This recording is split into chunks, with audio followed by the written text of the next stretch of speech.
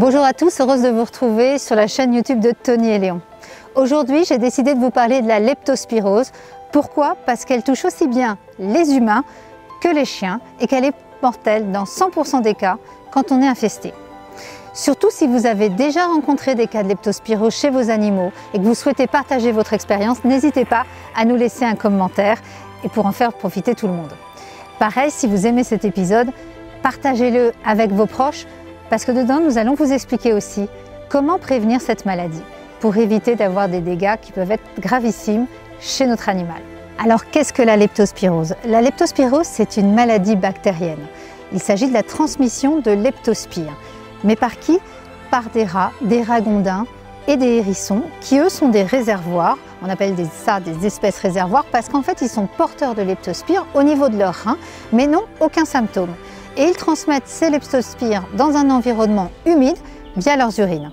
Il faut savoir que la leptospirose c'est une maladie qui sévit dans le monde entier. En France métropolitaine, on dénombre environ 600 cas humains par an dont 10% sont mortels et des milliers de cas chez nos chiens. Cette maladie, ça se traduit par une hépatite grave, c'est-à-dire une atteinte du foie, et également une insuffisance rénale grave chez l'animal. Quand l'animal est atteint, quasiment dans 100% des cas, elle peut être mortelle. Donc c'est pour ça qu'il sera important de savoir comment la prévenir. Les ragondins, les hérissons, les rats, comme vous le savez, sont très présents dans l'environnement, évidemment en campagne, mais les rats sont également en pleine voie de prolifération dans les villes. Donc tout de suite, attention aux idées reçues, que vous ayez un chien qui va être en campagne, dans des environnements humides ou en ville, il aura les mêmes chances d'être infesté. Alors maintenant, comment justement se transmet la leptospirose? Je vous en parle tout de suite, suivez-moi.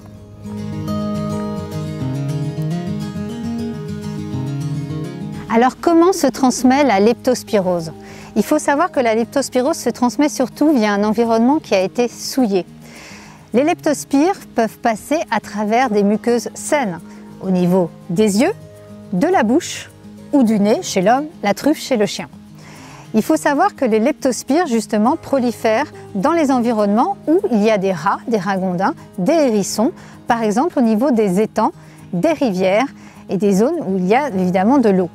C'est surtout suite à des fortes chutes de pluie ou dans des périodes humides que les leptospires vont contaminer l'environnement par les urines des rats que je viens de vous citer, des ragondins et autres rongeurs. Savoir que la leptospirose est une zoonose, c'est-à-dire que c'est une maladie transmissible de l'animal à l'homme. Mais je vous rassure, il y a très peu de cas de transmission de leptospirose d'un animal contaminé à son maître.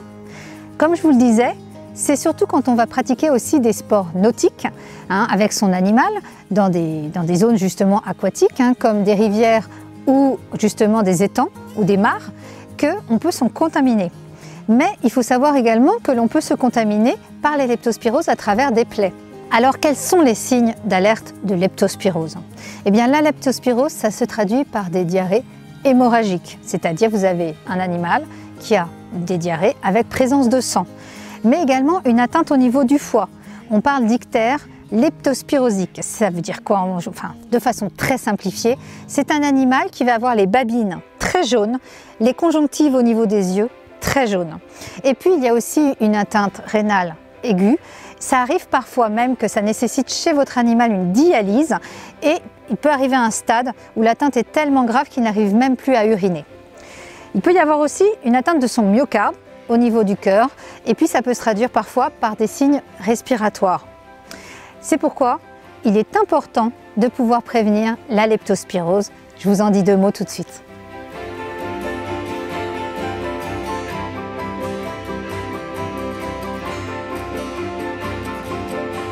Alors quel type de vaccination peut être envisagé chez votre animal? Il faut savoir que votre vétérinaire peut vous proposer un vaccin. Désormais, il y a même des vaccins dits quadrivalents avec justement 4 types de souches de leptospire qui existent et qui permettent une protection améliorée de votre animal.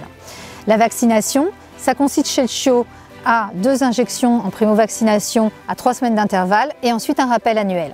Demandez conseil à votre vétérinaire qui vous expliquera le principe et le calendrier vaccinal. Ensuite, il faut savoir qu'il existe bien sûr un traitement possible.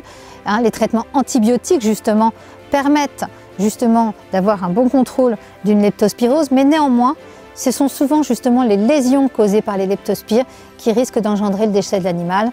Je pense aux lésions au niveau des reins, par exemple. C'est un animal qui parfois ne peut plus, tellement les reins sont atteints, uriner.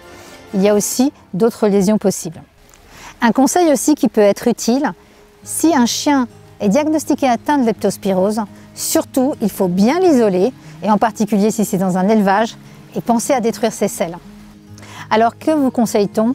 Eh bien, évitez les baignades dans des milieux contaminés. Il faut savoir qu'il y a des périodes de prédilection de la leptospirose. C'est le cas par exemple aujourd'hui, période estivale et pluvieuse. Typiquement, on a envie d'aller se baigner dans un étang ou dans une mare. Eh bien là, c'est là qu'il y a le plus de risques puisque les leptospires peuvent diffuser avec les urines des rats.